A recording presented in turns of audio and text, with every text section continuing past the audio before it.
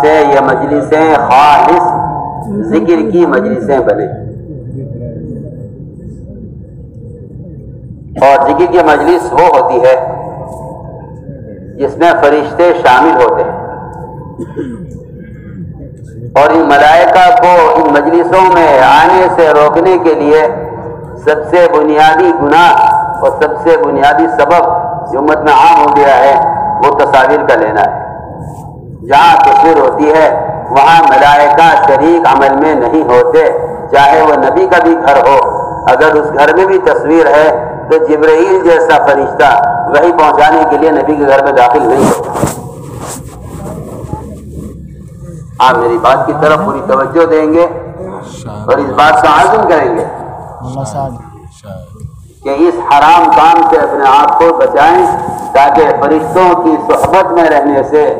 عمل کی استعداد پیدا ہو۔ عمل کی استعداد علم سے حاصل نہیں ہوتی، عمل کی استعداد علم سے حاصل نہیں ہوتی، وہ تو عمل کرنے والے کو علم طریقہ بتلاتا ہے کہ اس عمل کا یہ طریقہ ہے۔ اس لیے میری درخواست ہے سب سے کہ یہ چھوٹا بڑا نیا پرانا یہ اس بات کا عزم کر لے کہ مجھے یہ حرام کام تصویر لینے کا نہیں کرنا ہے، ورنہ میں آپ سے اللہ کی قسم کھا کر کہہ سکتا ہوں شراب پینے سے، زنا کرنے سے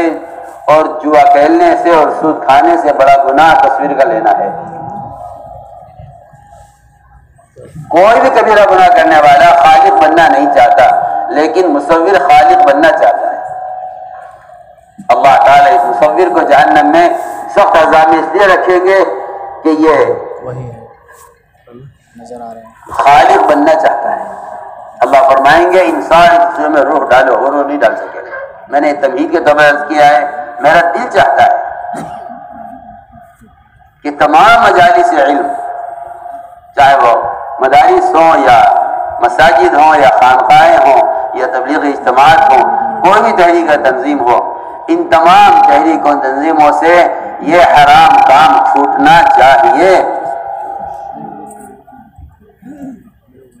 تاکہ یہ مجلس ذکر کی مجلس بنے۔ آپ جانتے ہیں حدیث میں آتا ہے فرشتے اپنے پروں سے گھیر لیتے ہیں آسمان تک،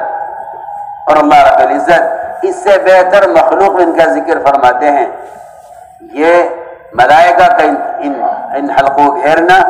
یہ میں اس کے لیے عرض کر رہا ہوں کہ اس کے لیے پہلی شرط یہ ہے کہ اس میں کوئی حرام کام نہ ہو، خاص طور پر تصویروں کے لینے کا۔ کریں گے نا تمام انشاءاللہ۔